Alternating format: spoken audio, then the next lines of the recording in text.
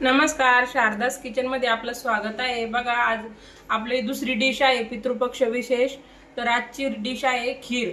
अशी खीर आहे ना, पितृपक्षामध्ये जशी बनवली जाते एकदम तशाच पद्धतीने परफेक्ट अशी खीर बनवलेली आहे। तर तुम्ही नक्कीच व्हिडिओ शेवटपर्यंत बघा। आवडल्यास व्हिडिओला लाईक, चॅनलला सबस्क्राइब करा। चला तर पटकन रेसिपीला सुरुवात करूया। हे बघा, इथं मी अर्धी वाटी तांदूळ भाजून आणि 1 घंट्यासाठी भिजत घातले होते। आता आपल्याला मिक्सरच्या जारमध्ये टाकून हे बारीक करून घ्यायचे। पाण्यासकट टाकून द्यायचे। जास्त पण बारीक करायचे नाही, आपल्याला थोडे जाडसरच ठेवायचे। मग तुम्हाला सांगते मी पुढे। हे बघा, ह्या अशा पद्धतीने ठेवायचे। आता ही कणी ना आपली खिरीमध्ये चांगली शिजून निघते आणि मस्त आपल्या दाताखाली येते, तर छान लागते भाताची खीर केल्यासारखी। एक कढई ठेवून घेतलेली आहे। आता त्यामध्ये 1 चमचा तूप टाकून घेते। हे बघा, काजू बदाम बारीक कट करून घेतलेले आहे। काजू बदाम तुम्हाला जेवढे हवे असेल तेवढे टाकू शकता तुम्ही। आपल्याला आता तुपामध्ये थोडे तळून घ्यायचे।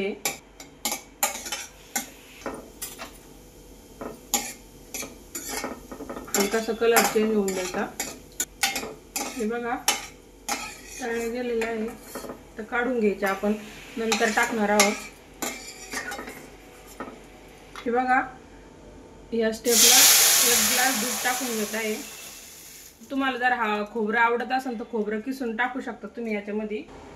1 ग्लास दूध आणि 1 ग्लास पाणी टाकत आहे।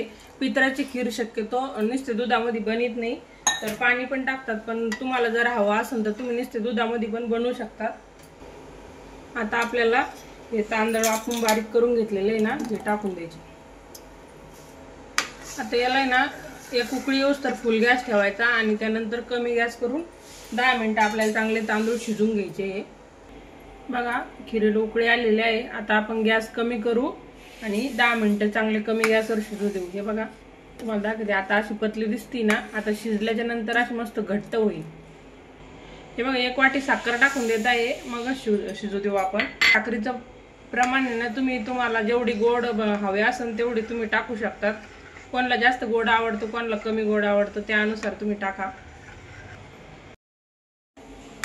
हे बघा, आपली खीर आहे ना मस्त उकळली गेलेली आहे। आता आपल्याला याच्यामध्ये काजू बदाम जे कट तळून घेतले ते ना, ते टाकायचे। थोडेसे ठेवते मी गार्निशिंगसाठी वरून। आता आणखीन 5 मिनिटं उकळू द्यायची चांगली।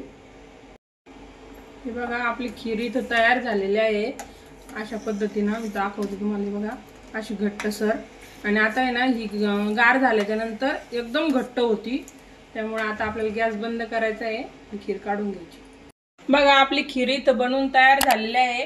आवडल्यास व्हिडिओला लाईक करा, चॅनलला सबस्क्राइब करा। भेटूया नवीन रेसिपी सोबत पुढच्या व्हिडिओमध्ये।